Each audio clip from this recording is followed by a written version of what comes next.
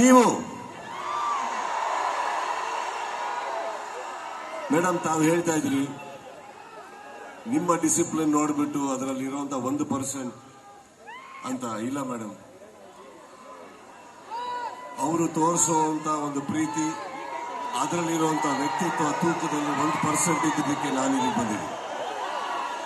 ಅದು ನಿಮ್ಮ ದೊಡ್ಡ ಗುಣ ಸರ್, ನಿಮ್ಮ ದೊಡ್ಡ ಗುಣ ಅದು. ಇಲ್ಲ, ಅಭಿಮಾನಿಗಳು ನಮ್ಮ ಪ್ರತಿಬಿಂಬ.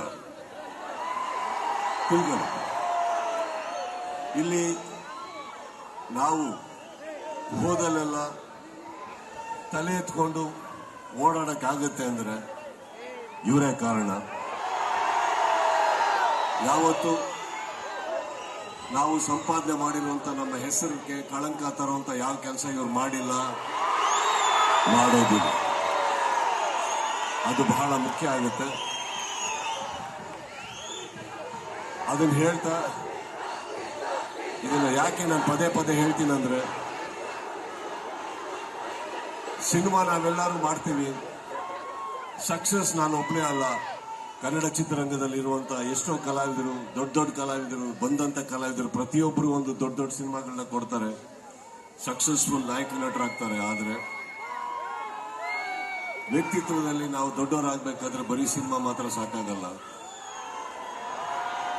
ನಮ್ಮ ಅಕ್ಕಪಕ್ಕ ಇರುವಂತ ನನ್ನ ಸ್ನೇಹಿತರು, ನನ್ನ ಕುಟುಂಬ, ಪ್ರತಿಯೊಬ್ಬರು, ತಪ್ಪದಾಗೆಲ್ಲ ಚಿಕ್ಕದಾಗೆ ತಿದ್ದಂತ ನನ್ನ ಮಾಧ್ಯಮ ಮಿತ್ರರು, ಇವರೆಲ್ಲರೂ ನನ್ನ ಜೀವನದಲ್ಲಿ ಚೆನ್ನಾಗಿದ್ದಾರೆ ಮೇಡಮ್.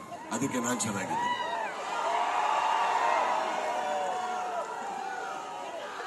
ಒಂದು ಕ್ಷಮಿಸ್ಬಿಡಿ ಎಲ್ಲರೂ, ಮನೆ ಹತ್ರ ನನಗೆ ಭೇಟಿ ಮಾಡಕ್ ಆಗ್ಲಿಲ್ಲ ಕಾರಣಾಂತರಗಳಿಂದ.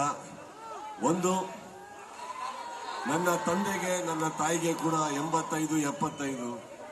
ಹಾಗೆ ನಮ್ಮ ಅಕ್ಕಪಕ್ಕ ಮನೇಲಿರೋ ಹಿರಿಯರನ್ನು ತಲೆ ಹಿಡ್ಕೊಂಡಾಗ ಅಂಡ್ ಲಾಸ್ಟ್ ಟೈಮ್ ಏರ್ಪಾಡು ಮಾಡಿಸಿ ಎಲ್ಲ ಚೆನ್ನಾಗಾದ್ರೂ ಕೂಡ ನನ್ನಿಂದ ಆ ಬ್ಯಾರಿಕೇಡ್ ಹೊಡೆದು ಎಲ್ಲ ತೊಂದರೆಗಳಾದಾಗ, ನನ್ನ ಪೊಲೀಸ್ ಸಿಬ್ಬಂದಿ ಮಿತ್ರರಿಗಾದಂತ ತೊಂದರೆ ನೋಡಿದಾಗ ಎಲ್ಲರೂ ಕೇಳ್ಕೊಂಡಿದ್ದು ಮನೆ ಹತ್ರ ಬೇಡಿ ಅಂತ. ಅದಕ್ಕೋಸ್ಕರ ಇಲ್ಲಿಗೆ ಬಂದೆ.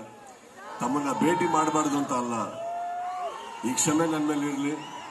ಬಟ್ ಇದನ್ನ ಸಾಧ್ಯ ಮಾಡ್ಕೊಡಕ್ಕಾದಂತ ಮತ್ತೊಮ್ಮೆ ರಾಮಮೂರ್ತಿ ಅವರ ಥ್ಯಾಂಕ್ ಯು ಅಂತ ಹೇಳ್ತಾ